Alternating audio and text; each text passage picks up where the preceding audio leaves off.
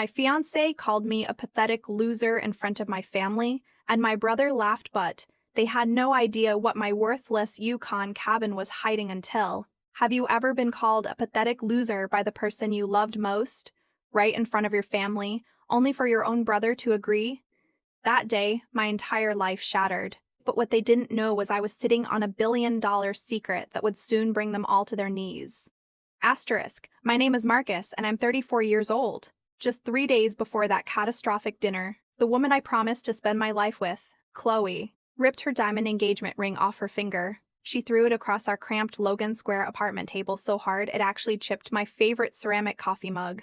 Then, she looked down at me and called me a pathetic, unambitious loser. Honestly, she did it without a single ounce of hesitation, no remorse in her eyes. And the worst part? She did it right in front of my older brother, Tristan, his incredibly smug, wealthy wife, Serena, and 2 of our closest mutual friends. I just sat there, stunned, silently watching my life fall apart in real time. Then, my brother Tristan, the golden boy, leaned back in his creaky wooden chair. He took a slow, deliberate sip of his expensive vintage scotch, looked at me with total, utter disgust, and said, "She's right, Marcus. You've always been a zero, dead weight in this family." And they laughed. They actually sat in the chairs I bought with my hard-earned salary, eating the roasted pork loin I spent 3 hours cooking, and laughed at me in my own home. This public humiliation came fresh off the heels of the most brutal, insulting inheritance reading imaginable. But there was one massive, world-altering thing they didn't know.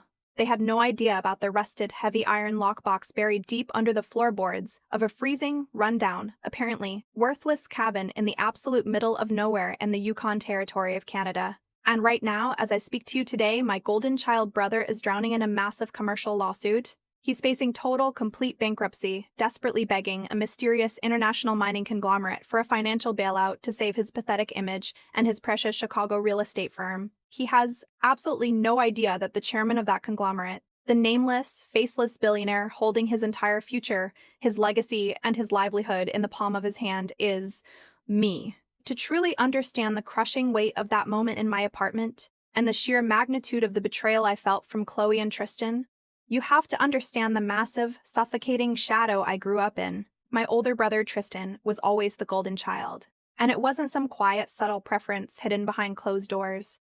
Oh no, it was a loud, undeniable, daily reality in our household. My father Arthur was a titan in the commercial real estate world. He built a massive empire in Chicago from nothing but a small loan and ruthless ambition. He was a man who deeply respected aggression, loud voices, sharp elbows, and unforgiving negotiation tactics. Tristan was his absolute mirror image.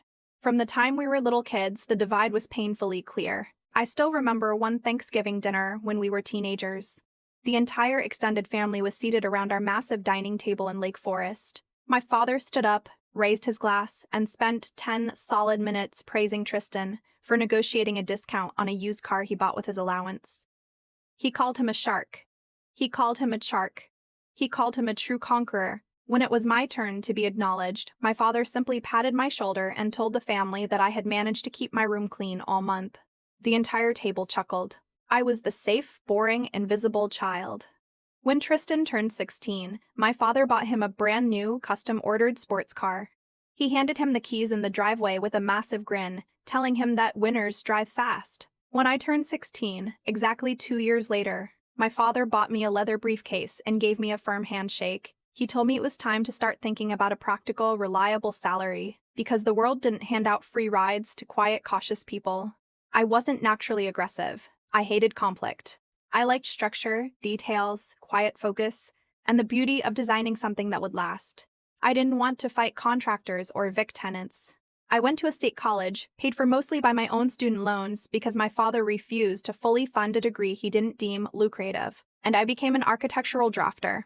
I drew the intricate, flawless blueprints that other more charismatic men took credit for in high-rise boardrooms. I was genuinely good at it. I was incredibly precise. But precision doesn't get your name on a brass plaque. I will never, ever forget the day I failed my architectural licensing exam for the second time. I was 27, exhausted from working full-time and studying all night. I sat at the polished mahogany dining table in my parents' Lake Forest mansion, feeling like I was shrinking into the expensive leather chair. My father sat directly across from me. He didn't yell. He didn't slam his fists on the table. He just looked at me over his gold-rimmed reading glasses and let out a long, heavy, incredibly disappointed breath. "Marcus," he said, his voice entirely void of any anger, which somehow made the words cut 10 times deeper. "You need to face reality. You are not executive material. You just aren't wired for it. You don't have the killer instinct required to run anything of value. Every firm in the world needs someone to sit in the back room and do the quiet, careful work. Accept your limitations. Leave the leading, the building, and the legacy to Tristan." It broke me. It shattered my confidence into a million unrecoverable pieces, but I accepted it. I accepted it, my place in the background of my own life. My mother, Eleanor, was the only one who ever offered a different perspective, though she always made sure to do it when my father wasn't in the room. She was a quiet, unassuming woman, constantly fading into the expensive wallpaper of our home, seemingly completely content to let my father dictate the entire narrative of our family. She would slide a plate of warm chocolate chip cookies onto my drafting desk late at night while I was sketching and whisper, "You have the hands of a true builder, Marcus. Precision takes time. Do not let loud men convince you that quiet work has no value." I thought she was just a helpless, submissive wife trying to make her lesser son feel a tiny bit better. I couldn't have been more wrong about her. Then came Chloe. We met at a high-profile charity gala I was forced to attend to represent the family business because Tristan was out of town on a ski trip. She was sharp, incredibly beautiful, and ruthlessly ambitious. I fell for her hard and fast.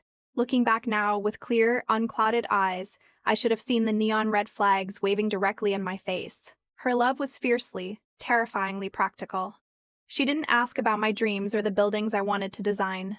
She asked about my 401k matching plan and my stock options. She didn't want to know about my hard day at work. She wanted to know exactly when my father was finally going to stop treating me like an intern and make me a full partner in the firm with a 6-figure salary bump. She constantly, relentlessly pushed me to confront Tristan, to demand a bigger piece of the family pie. She would casually drop calculated hints about the lavish European vacations her friends were taking, comparing my modest, hard-earned salary to their massive Wall Street bonuses. I completely blinded myself to it. I ignored every single warning sign because, for the first time in my entire invisible life, someone was demanding that I stand in the spotlight. I foolishly mistook her naked greed for a profound belief in my potential. Everything finally shattered the year I turned 34. My parents passed away within 12 agonizing weeks of each other. My father went first, suffering a sudden massive heart attack right behind his heavy oak desk in his home office.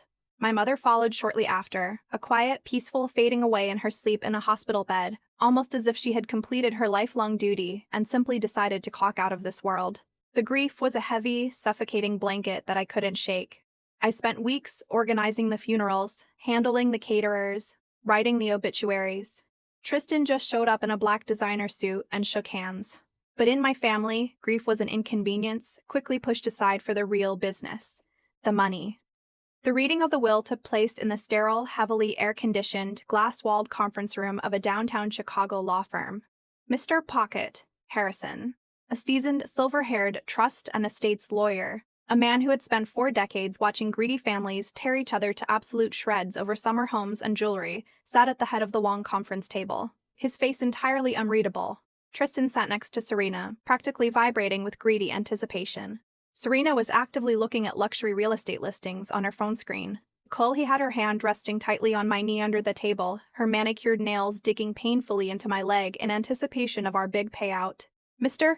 Harrison cleared his throat, adjusted his glasses, and began reading the dense legal document. The entire commercial real estate business, the massive $15 million Lake Forest mansion, with all its antique contents, the liquid assets totaling over $5 million, the high-yield investment portfolios, the brand-new Mercedes-Benz S-Class, and the vintage Aston Martin, all of it. Every single valuable, visible asset went directly to Tristan. My brother didn't even try to hide his smirk.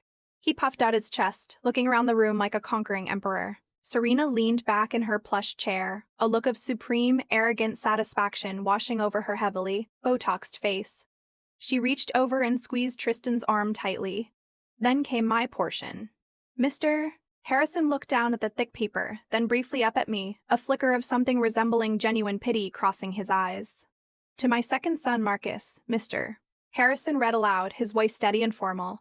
I leave the sum of $15,000 in cash to cover travel expenses and the deed to the 250-acre property and the single-structure wooden cabin located in the Yukon territory of Canada. Furthermore, the attached handwritten letter is to be opened by Marcus alone and only upon his physical arrival at said cabin. The room went completely, uncomfortably, dead silent. It was the kind of quiet that sucks the oxygen right out of your lungs. Chloe's hand retracted from my knee instantly, as if she had just touched a burning hot stove. "Wait, that's it?" Chloe asked, her voice cracking the silence, shrill and panicked. "A frozen swamp? A rotting shack? And $15,000? You have to be joking. This is a mistake." Mr. Harrison looked up, his expression hardening into professional stone. "I assure you, miss, this is a legally binding document. Those were Arthur's explicit final wishes. There is also a specific addendum here stating, Marcus inherits what he valued most. Do not interfere." Tristan let out a low, mocking whistle. "What he values most, right? Well, Marcus, looks like Dad finally evaluated our respective contributions to the family legacy and put an exact price tag on it. But hey, if you ever need a weekend getaway to freeze to death in the wilderness, let me know. I'll pay for your economy coach ticket. Family takes care of family, right?" I sat there completely and utterly numb. I felt like I had been violently erased from my own family tree. It wasn't about the money. I had never cared about the luxury cars, the mansions, or the country club memberships. It was about the final, undeniable, legally binding declaration from the grave that my own father viewed me as entirely worthless. It was a wound so incredibly deep, so profoundly invalidating, I couldn't even find the breath to speak. I just mechanically signed the required legal papers and walked out of the building into the cold Chicago air. Chloe trailed 10 feet behind me, furiously typing on her phone, her face pale with absolute rage and vicious calculation. The toxic, humiliating fallout from that reading culminated in a horrific, unforgettable dinner party in my Logan Square apartment. Let me take you back there for a moment. Let me put you inside my head during that exact second, because understanding the sheer depth of Chloe's betrayal is absolutely crucial to understanding the ruthless, calculating man I was forced to become. We had invited Tristan and Serena, along with Chloe's best friend, Blair, and Blair's husband, Vance. It was supposed to be a healing family dinner, but it was a firing squad, and I was tied firmly to the post. Chloe had been acting cold, distant, and highly irritable for weeks. She poured herself a third heavy glass of red wine, her eyes darting around the cheap, peeling molding of our living room ceiling, like she was trapped in a filthy, degrading cage. Tristan, sitting at the head of my small, wobbly dining table like a visiting king, slumming it with the local peasants, was busy complaining. He was loudly and obnoxiously lamenting the exorbitant maintenance costs of the vintage Aston Martin he had just inherited. Serena was checking her diamond-encrusted watch every 5 minutes. Blair, Chloe's absolute viper of a best friend, leaned forward across the table. She had this wicked, calculating little smile on her face. She asked the question that lit the match. "So Marcus," Blair purred, taking a delicate, theatrical bite of her salad, "when exactly are you going up to see your little wooden shack in the Yukon? Are you going to start chopping firewood for a living? Maybe grow out a massive beard and live off the grid, since the corporate city life clearly didn't pan out for you?" Vance chuckled loudly, cutting his meat with aggressive, dismissive force. I looked down at my plate. My stomach was in tight, painful knots. I gripped my fork so hard my knuckles turned completely white. I tried to keep my voice steady. I told them I was flying up that coming weekend to carefully inspect the property. I explained that it was the only thing my father had left me in this world. I had to at least see it to find some kind of closure. That was the exact moment Chloe snapped. The fragile facade she had been maintaining completely dropped. She slammed her wine glass down on the table so hard I thought the crystal stem would shatter into 100 pieces. The dark red liquid splashed over the rim onto the white tablecloth, spreading outward like a fresh, ugly wound. She stood up abruptly, her chair scraping violently against the hardwood floor. She told me she was done. She said she had wasted 3 of the best, most vibrant years of her life, waiting for me to finally step out of Tristan's massive shadow. She screamed that she had been waiting for me to get a real promotion, waiting for the massive real estate payout that would secure our future in a high-end local HOA. She looked me dead in the eyes, her face twisted with a level of pure, unadulterated contempt I had never seen before. "You are absolutely nothing," Chloe spat, her voice echoing violently off the thin walls of our apartment. "Your own father knew it. Everyone sitting in this room knows it. That is exactly why he left Tristan the entire empire, the accounts, the properties, and left you a pile of rotting wood in the freezing snow? You are a pathetic loser, Marcus. You have no ambition. You have no spine. You let people walk all over you, and I refuse to sink to the bottom of the ocean with you." She aggressively slid the beautiful, expensive diamond ring I had worked overtime for 8 straight months to buy right off her finger. She threw it. It hit the table, bounced high, and struck my favorite ceramic mug. The sound was deafening in the sudden, heavy silence of the room. She marched to the door, grabbed her designer coat off the rack, and walked out without looking back once. Blair and Vance stood up awkwardly, offered a fake, whispered apology, and scurried out the door right after her. Tristan just sat there for a long moment. He didn't offer a single word of brotherly comfort. He just shook his head, reached into his tailored suit jacket, pulled out a crisp, brand-new $100 bill, and tossed it onto my plate of mashed potatoes. "For the groceries, little brother," he said smoothly. He stood up, took his wife by the arm, and headed home to their newly inherited $15 million mansion, leaving me completely alone with the ruins of my life. I did not cry. I sat entirely alone in the suffocating silence of that apartment for 3 solid hours. I watched the grease congeal on the roasted pork. I stared at the $100 bill sitting in my potatoes. And then, something deep inside me clicked into place. The next morning, before the sun even came up over the city skyline, I packed a heavy winter coat, drove my beat-up car to O'Hare, and boarded a plane to Canada. I was about to discover the one thing my father had spent his entire life protecting. The journey to the Yukon was grueling. I took a commercial flight to Whitehorse, then a smaller, terrifying puddle jumper to Dawson City. From there, I rented a heavy-duty truck and drove deep into the absolute middle of nowhere near Tombstone Territorial Park. I rented a snowmobile from a rugged, weather-beaten local outfitter named Kalen. When I handed over my ID and told him I was Arthur's son, heading up to the old cabin on the ridge, his dark eyes widened slightly. "Your old man paid me very well to keep an eye on that place in the winters," Kalen said, his breath pluming in the freezing air as he handed me a heavy, rusted set of keys. "He came up here twice a year for 38 years, never brought a hunting rifle, never brought fishing gear, just sat in that cabin for a few days and left. He always told me he was guarding a treasure, waiting for the right time to pass the torch. I guess you're the torch, kid. Ride safe. The ice doesn't care who your daddy was." The 25-mile ride was brutal. The wind howled like a wounded animal, whipping ice crystals into my face like shattered glass. By the time I finally saw the gray outline of the cabin against the endless, blinding white wilderness, my hands were entirely numb inside my heavy winter gloves. I stumbled inside the dark, freezing room, lit a fire in the old iron stove with trembling hands, and waited 40 agonizing minutes just for the air to warm enough so my fingers could physically move. I found the loose floorboard exactly where the lawyer's notes had indicated. I pulled out the heavy lockbox. I broke the wax seal on the thick manila envelope. Inside was a 45-page geological assay report from 2021. It detailed a massive, highly concentrated deposit of neodymium and dysprosium rare earth minerals that are absolutely essential for modern consumer technology, electric vehicles, and advanced military defense systems. And then I unfolded the handwritten letter from my father. "Marcus, if you were sitting in this cabin reading this letter, it means you actually made the trip. You didn't just cash the $15,000 check and ignore the land like Tristan would have. You did the careful work. I always knew you would. I know you spent your entire life thinking I favored Tristan in the visible world. I did.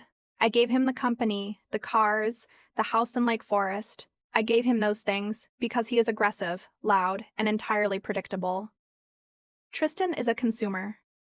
He is an acquirer. If I had left him this land, he would have sold it to the highest bidding mining corporation within 6 months. He would have cashed out to buy another mansion. And this strategic asset, the most valuable thing I have ever owned in my life, would have been stripped away and lost to our family forever. You, Marcus, are a builder. You are patient. You understand structure, detail, and foundation. I spent my life telling you that you are not executive material for a local real estate firm, because you are the only one capable of managing an empire of this magnitude. I had to play the part of the harsh, dismissive father. I had to make Tristan feel completely secure in his dominance, so he would never ever look twice at a worthless piece of land in the Yukon. I was wrong to make you feel small to keep the peace. It was a cruel strategy, but it was the only way to protect the land. I chose you for this because you investigate before selling. Do not tell Tristan. Attached is a list of trusted consultants, including Dr. Eris, my lead geologist. Build this the right way, Marcus. The world is about to change and you are holding the keys. I love you. I read the letter until the ink blurred and ran together. My father hadn't thought I was worthless. He had entrusted me with his true, massive legacy. Because I was the only son he actually respected enough to handle it. The multi-million-dollar real estate business in Chicago was nothing but a decoy, a shiny toy meant to distract a loud, arrogant child. This frozen dirt was the absolute crown jewel of the family. A cold, hard, unbreakable resolve settled deep into my bones. Tristan wanted to play the king of Chicago? Let him play. I was going to own the ground he walked on. I stayed in Whitehorse for 3 days and met with Dr. Aris, the brilliant, eccentric 76-year-old geologist my father had trusted with his life's biggest secret. We sat in a small, dingy diner. The air smelled strongly of cheap black coffee. Your father was a true visionary, Marcus, Dr. Aris said, tapping the thick stack of papers. The essay was based on old commodity prices. Today, with the massive geopolitical push to reduce reliance on foreign rare earth supply, your deposit is worth somewhere between $165 million and $180 million. But we need a shell company. We need top-tier international backing to extract this properly, without getting legally drained by vultures. Dr. Aris introduced me to Harper, a high-level, utterly ruthless extraction consultant based out of a massive firm in Sydney, Australia. Over dozens of secure, encrypted video calls taken from my cheap hotel room, we laid the intense legal groundwork for an empire. We established a private trust, layering it so deeply behind international corporate LLCs, Delaware holding companies, and offshore accounts that the name Marcus was entirely invisible to the public record. In exchange for handling the complex extraction planning and providing upfront capital, Harper's firm took a minority equity stake. When I finally flew back to Chicago, I was a fundamentally different man. On the outside, I was still driving my beat-up car and living in my cramped apartment. But inside, I held the absolute terrifying power of a billionaire kingmaker. I walked into my architectural drafting firm and calmly handed in my resignation to my boss, Mr. Sterling. I didn't tell him I was suddenly worth 9 figures. I just packed up my desk and walked out into the sunshine. Meanwhile, Tristan was completely imploding. Without my father's careful, pragmatic hand guiding the real estate firm, Tristan's unchecked arrogance took over like a wildfire. He overleveraged their core assets and took out massive high-interest loans to buy out competitors in Milwaukee, right before the commercial market took a sharp, brutal downturn. I knew all of this because I hired a highly discreet private investigator to pull the public financial filings of the firm. Tristan was hemorrhaging cash at an alarming rate. To make matters infinitely worse, he had arrogantly refused to pay a major commercial construction contractor.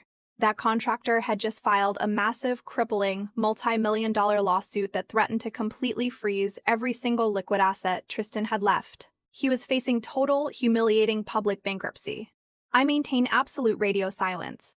I blocked Chloe's phone number and all her social media accounts the exact moment I landed back from Canada. I was a ghost, but ghosts leave traces. It happened 3 months into my silent operation. I was sitting in a high-end coffee shop in downtown Chicago, reviewing a printed draft of the environmental impact study Harper had overnighted from Sydney. I stepped away to the barista counter for exactly 30 seconds, leaving the confidential folder closed on the table. I didn't know Blair, Chloe's toxic best friend, was in the same shop. By the time I turned around, she was standing right there, staring down at a single page that had accidentally slipped out. It had the estimated asset valuation printed boldly at the top, $165 million. Marcus Entity Holding Corporation. I quickly snatched the paper, my heart hammering violently. Blair looked up at me, a greedy, terrifying realization dawning on her face. Marcus, what is that? She gasped. Are you laundering money? It's a typo on a hypothetical drafting project for a wealthy client. I lied smoothly, shoving the papers into my briefcase. I walked out fast, but I knew the damage was done. Blair was a venomous gossip. Within an hour, she would be calling Chloe. I immediately dialed Harper in Australia. We have a massive leak, I said, gripping the steering wheel. Accelerate the entire timeline. Lock everything down tight. I checked into a highly secure, anonymous luxury hotel in downtown Chicago, paying entirely in cash. Over the next 72 hours, we aggressively accelerated every single legal filing. We moved massive assets through 3 different international LLCs, establishing blind trusts. By early Friday morning, my holding corp was completely dissolved on paper. Its massive assets were seamlessly absorbed by a massive, faceless international mining and investment conglomerate that we named Vanguard Apex. I was the sole majority shareholder and the chairman of the board of directors. On paper, I was still an unemployed drafter. In reality, I was a ghost holding the keys to a kingdom. Tristan desperately needed a miracle to save his company, and that was exactly when Harper, acting flawlessly as the senior VP of acquisitions for Vanguard Apex, sent a cold formal email offering to review his entire portfolio for a potential buyout. Tristan took the bait instantly. He was far too panicked about losing his wealthy status to stop and question why an international conglomerate was suddenly interested in a failing Chicago real estate firm. The trap was set. But before the jaws snapped shut, Chloe came aggressively knocking on my door. It was a Tuesday evening. I had briefly returned to my Logan Square apartment to grab some specific documents. As I walked up the dimly lit stairwell, I saw a shadow standing in front of my door. It was Chloe. She was wearing a designer trench coat, holding a paper cup of expensive artisan coffee.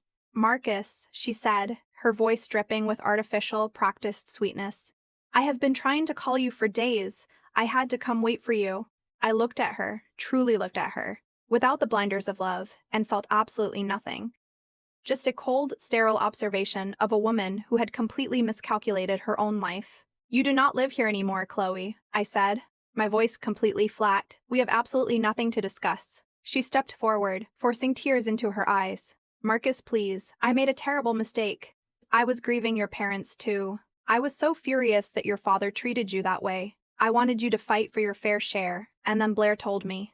She saw something about a corporate holding company with millions attached to it. Marcus, whatever it is, I want to be there for you. We were building a life together." There it was, the naked, ugly truth. Blair had run her venomous mouth, and Chloe didn't care if I was a criminal or a CEO. She just smelled the faint scent of massive wealth and came running back to secure her investment. "A piece of paper with a large number on it, Chloe?" I asked quietly. "Is that what it actually takes to buy your loyalty back?" Her face flushed a deep, angry red. "I gave you 3 of the best years of my youth. If you have somehow stumbled into some real money, I deserve a piece of that security." "You threw your diamond ring across a dining room table and called me a pathetic loser," I reminded her coldly, stepping past her to unlock my door. "You made your definitive choice based entirely on the financial information you had at the time. The accounting is closed, Chloe. You bet on the wrong horse. Do not ever attempt to contact me again." I stepped inside and slammed the heavy wooden door directly in her face, sliding the chain into place. I listened to her furious swearing and the rapid clicking of her expensive heels stomping down the stairs. The parasite had been detached. The morning of the corporate meeting, the sky over Chicago was a brilliant, piercing blue. I woke up in my hotel room feeling a strange, absolute calm. I put on a bespoke charcoal suit that I had commissioned in secret. It was a stark departure from the cheap, off-the-rack khakis I had worn for a decade. I looked in the full-length mirror and saw a man who officially owned $165 million in strategic rare earth minerals, holding the total destruction of his childhood bullies neatly organized inside his leather briefcase. The meeting was set for 10,000 a.m. in a high-security, ultra-luxury boardroom on the 60th floor of a premier commercial tower. Vanguard Apex had rented the entire executive floor for the day, just to make a psychological point. I arrived early and waited quietly in a private, soundproof adjacent office, watching the live security feed on a tablet. At exactly 9:45, Tristan stepped off the elevator. He was sweating visibly. His navy pinstripe suit hung loosely on his frame. The crushing stress of the impending bankruptcy was physically eating him alive. He was flanked by his panicked corporate lawyer and his wife Serena, who had likely insisted on coming to ensure her lavish shopping budget was secured in the new deal. They were greeted by Harper, who looked absolutely terrifying and completely in control, in a sharp, slate-gray designer suit. She led them into the massive, glass-walled boardroom. "Miss Harper," Tristan started, desperately trying to inject some of his old booming authority into his trembling voice. "With your immediate capital injection, we can completely restructure the corporate debt within 2 financial quarters." Harper did not smile. She slowly opened a thick black leather portfolio. "Mr. Tristan, let us be entirely, unequivocally clear about why we are here. We are not injecting capital to save your brand. You are bleeding millions. Your expansion into Milwaukee was a catastrophic failure of judgment. Therefore, we are offering to strictly assume your toxic debt, settle the contractor lawsuit to avoid public humiliation, and aggressively purchase 70% controlling equity in your firm. You will step down immediately as executive vice president. You will hand over all operational control. We are buying you out because you have fundamentally failed to manage these assets and you are currently out of options." Tristan's face turned a violent dark shade of purple. Serena gasped loudly, covering her mouth with her hands. 70%? Tristan choked out, slamming his hand onto the black marble table. That is outright insulting theft. I am the sole heir to Arthur's legacy. I demand to speak to the chairman of Vanguard Apex directly. Bring him in here right now or we walk away from this table. Harper calmly adjusted her glasses. The chairman is here, Mr. Tristan. He has been personally reviewing your catastrophic financial filings all morning in the adjacent office. He is ready to see you now. Harper pressed a small flashing button on her desk phone.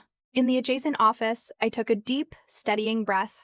I picked up my leather briefcase, walked to the heavy oak door connecting the two rooms, turned the brass handle, and stepped fully into the boardroom.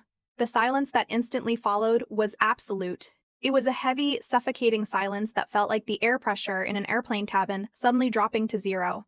Tristan completely stopped breathing. His eyes bugged out of his head, darting wildly from my tailored bespoke suit to Harper and back to my face.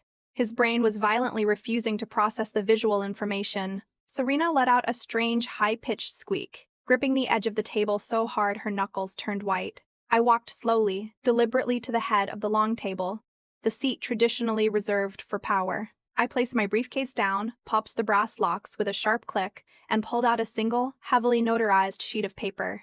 "Hello, Tristan," I said, my voice calm, steady, and echoing with absolute authority. "Marcus," Tristan whispered, his voice trembling uncontrollably. What? What is this? What kind of sick, twisted joke are you playing right now? Are you a paralegal for them now?" Harper stood up, her voice slicing through the heavy air. "Mr. Tristan, you will address the chairman of Vanguard Apex with the appropriate respect. Mr. Marcus is the sole majority shareholder, founder, and chairman of this firm." Tristan physically recoiled in his chair. No, that is legally impossible. He is a pathetic architectural drafter. My dad left him a rotting, worthless wooden shack in the Yukon and $15,000 in travel cash. This is a massive scam. I slid the single sheet of paper across the smooth black marble table. It stopped directly in front of Tristan. "That rotting shack in the Yukon," I said softly, leaning over the table, commanding the space, "sits directly on top of one of the largest, purest, untapped deposits of neodymium and dysprosium in North America. Father knew about it for almost 40 years. He bought the land for $42,000 in the 80s.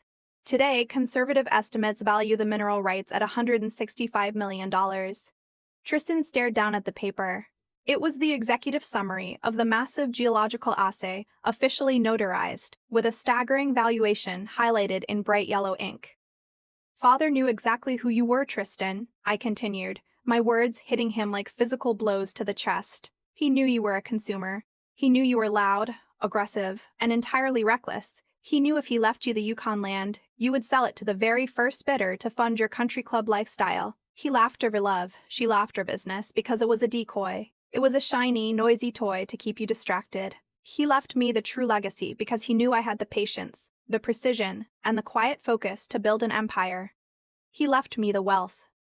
He left you the liability." Serena began to cry silently, her expensive mascara running down her face.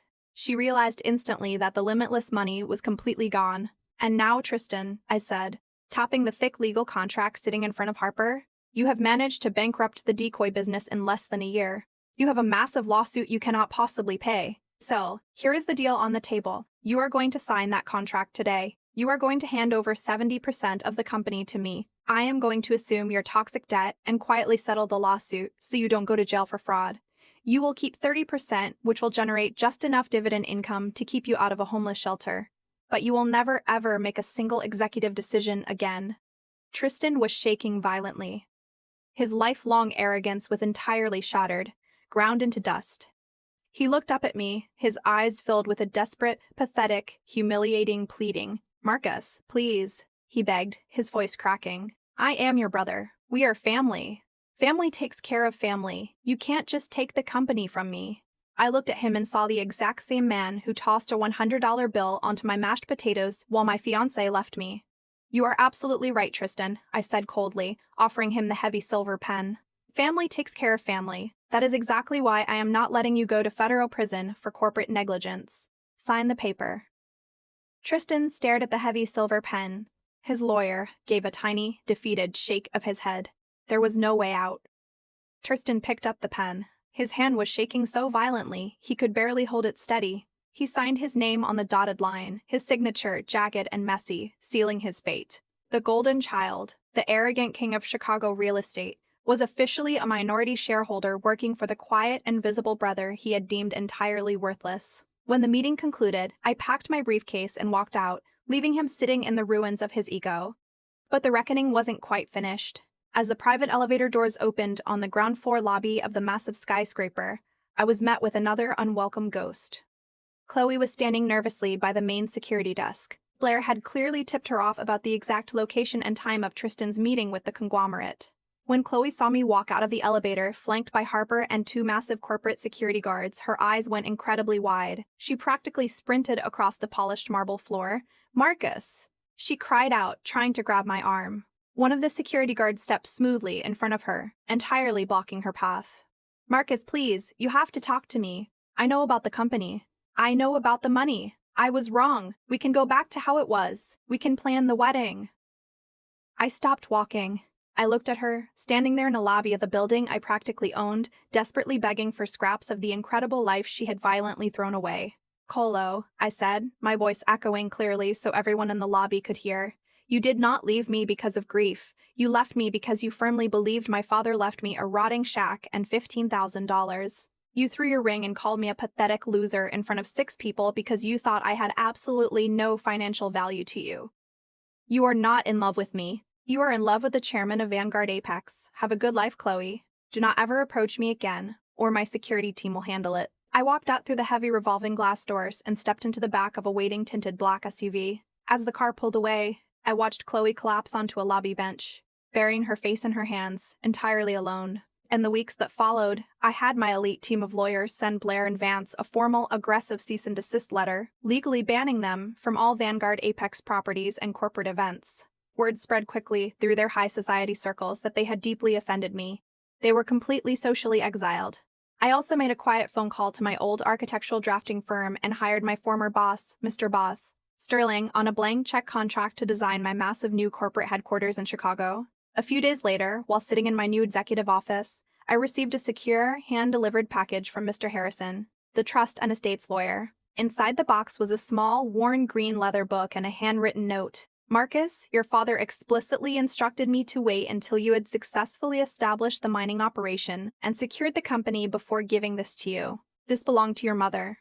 I opened the package carefully. It was my mother's private lock diary. I sat alone at my massive polished mahogany desk, gently opening the worn leather cover. The fragile pages were filled with her neat, elegant cursive.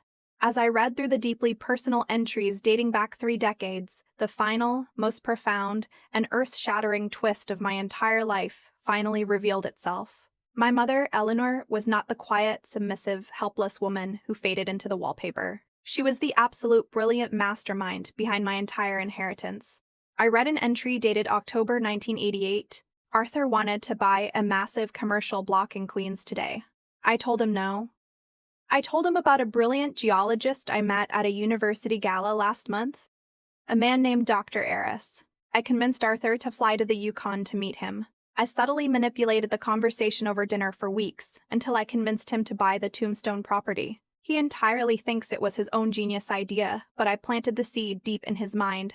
That land, that incredibly valuable deposit, is for Marcus. I know it in my bones. Tristan is too loud. Tristan is too reckless. Tristan will completely destroy whatever legacy he touches, because he has no respect for the foundation. I must play the part of the quiet, agreeable wife. I must let Arthur aggressively fawn over Tristan, so that Marcus remains entirely invisible to them. Invisibility is the only way to protect Marcus's future from his brother's greed. I will let them think Marcus is weak, so they never look twice at the true treasure." Tears, hot, heavy, and completely uncontrollable, finally fell from my eyes, dropping onto the old yellowed paper of the diary. My mother had known everything. She had seen my quiet nature not as a pathetic weakness, but as a profound, enduring strength that needed to be fiercely protected from my brother's destructive greed. She had intentionally sacrificed her own voice in the loud family dynamics, playing the fool to ensure that I would eventually inherit the earth. The warm chocolate chip cookies, the quiet whispers of encouragement, they weren't just simple motherly comfort. They were the highly calculated, loving actions of a guardian, keeping her most valuable hidden soldier, ready for a massive war he didn't even know was coming. 2 years have passed since that fateful day in the boardroom. The massive rare earth mining operation in the Yukon is now fully operational, highly efficient, and incredibly profitable. Tristan is still technically a board member of the real estate firm, which is now just a minor, almost forgotten subsidiary of my empire. I forced him to immediately sell the $15 million Lake Forest mansion to cover the remaining hidden tax debts he had selfishly accumulated. Serena divorced him 6 months after the limitless money dried up, taking exactly half of the pathetic scraps he had left. Tristan now reports directly to a mid-level regional manager I hired. He speaks very softly now. The blinding arrogance has been permanently burned out of him. I never moved into a massive, flashy mansion. I bought a beautiful, highly secure, deeply secluded property in upstate New York, surrounded by massive, towering pine trees. More importantly, I took $12 million of my first dividend payout and established a massive philanthropic foundation in my mother's name, the Eleanor Foundation. We are strictly dedicated to fully funding the higher education of quiet, overlooked, introverted students who excel in structural engineering, architectural drafting, and the sciences. I make sure the quiet builders of the world never have to feel invisible. Every April, on the exact anniversary of the day I first flew out there in the middle of a blinding snowstorm, I returned to the Yukon. Last week, I made the trip. I rode the same model snowmobile out to the sprawling 250-acre property. The massive, high-tech mining facility is completely hidden from view by the mountainous rocky ridge, but the old rotting gray wooden cabin remains exactly where it was. I absolutely refused to let the corporate development teams tear it down. I unlocked the heavy rusted padlock, stepped inside the freezing familiar room, and built a small fire in the old iron stove. I sat on the dusty floorboards, looking out the small frosted window at the endless, breathtaking expanse of white wilderness. I was entirely alone, and I had never felt more at peace, more powerful, or more completely seen in my entire life. The people who loudly call you a loser, the people who constantly try to make you feel incredibly small, are almost always projecting their own massive, terrifying insecurities onto your quiet strength. Do not let loud, arrogant people convince you that your careful work has no value. The pathetic loser they laughed at is currently sitting on a multi-million-dollar empire. The pathetic loser did the careful work, and the pathetic loser is doing just fine. So, tell me, knowing everything I went through and all the betrayals, what would you have done in my place? Have you ever had a moment where you realized someone completely underestimated your quiet strength? I really want to know what you think in the comments below.